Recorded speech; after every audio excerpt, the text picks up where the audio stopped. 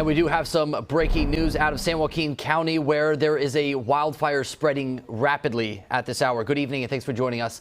I'm Brady Halblay. Right now that fire spread to nearly 5,000 acres and evacuation orders and warnings are in effect as we speak. Now, this is all happening southwest of Tracy, just west of 5 I-80, burning a portion of the Lawrence Livermore National Laboratory on the property there as well. You can see from the picture that you're looking at right now, those huge black plumes of smoke, and that is all traveling what appears to be southeast of where that fire initially started. So what we know about this fire at this point is that it started around 3 o'clock this afternoon. It's only about 40% contained. Nearly 5,000 acres have already been burned, but that was the last update as of about 2 hours ago. So I can only imagine that possibly more acres have burned since then. Crews are attacking this fire aggressively from the ground as well from the air.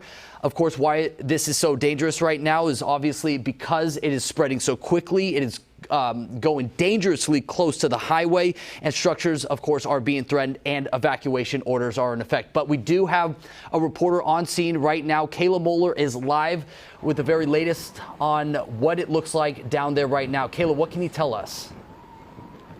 Hi, Brady. I want to first start out by talking about how astonishingly quickly all of this unfolded. You just mentioned that it burned 5,000 acres, but the latest that I'm seeing now is that we're almost at nearly 8,000 acres being burned, and it's not 40% contained anymore. It's only 10% contained. I'm going to step out of this shot so our photojournalist can zoom in on some of those flames over there. I am on South Bird Road right now, and just a little while ago, you can see where some of those flames are. It looked like it was going to jump across the road. They did get that part contained. A lot of people out here, you know, have cattle, horses, animals, and they've been flying by with their trailers trying to evacuate animals. And if you look over there, you can see some of those flames coming up again.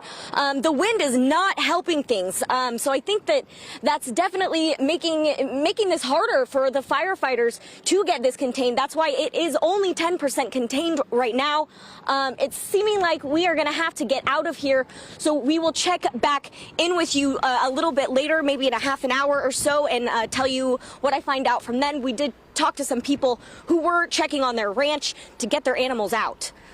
All right, Kayla, thank you for that live report. Definitely a fluid situation down there as many people are trying to get that out of there as soon as possible. Of course, with animals making that extremely difficult as well. So we want to turn over to Ashley Namfrio with a quick look at what the winds look like and how this is all impacting the fire operation and attacking this fire as well. Yeah, you know, it's just crazy how fast we've seen this fire grow in size just within the last couple of hours. A very fluid situation. This fire is growing very fast, all thanks to the dry vegetation that it's surrounding right now and on top of. And then, of course, you're dealing with those very strong winds that we've seen all evening. Now, as we take a look at the location of this fire, just on the other side, south of 580, as Brady mentioned, but Kayla was standing just off to about here, so she was just on the other side. Now, this fire is traveling towards the southeast, so of course, if you are in this area, make sure to evacuate now. Those evacuation orders are in place. But as we take a look at wind speeds right now, it's really the wind that's been the biggest factor of helping this fire move very fast. We have seen gusts upwards about 40 to 45 miles per hour in the fire location,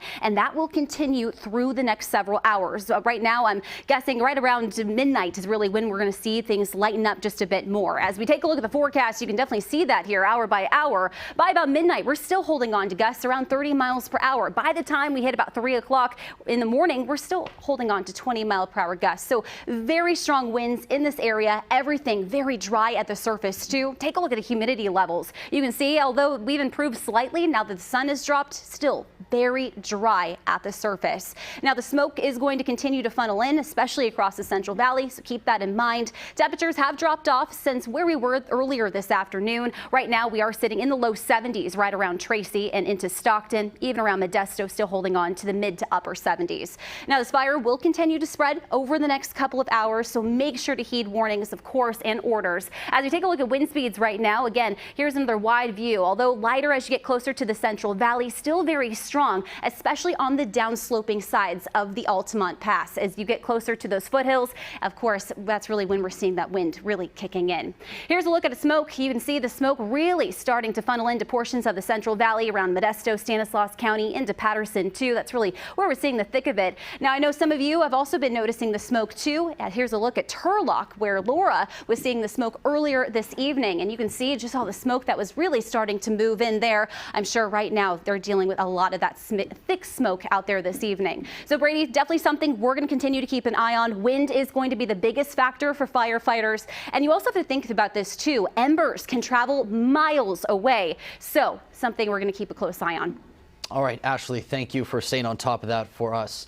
And of course, this wildfire is causing closures along Interstate 580. Right now, the highway is closed between I-5 and I-205. No word yet if other roads are being impacted, but evacuation orders are also expanding right now. According to the San Joaquin County Office of Emergency Services, the order has expanded, jumping over I-580 into parts of Tracy. Those living east of 580 between Corral Hollow Road and South Tracy Boulevard need to leave right now. That is also including those living south of Tracy Boulevard, as well as people living south of the Tracy Golf Course. The Carnegie State Vehicular Recreational Area also now part of that evacuation area. We're being told both the San Joaquin County Sheriff's Office and Tracy PD officers there going to be helping people evacuate in that area. They have a set up an emergency center for those being evacuated as well. That is being located at Larch Clover Community Center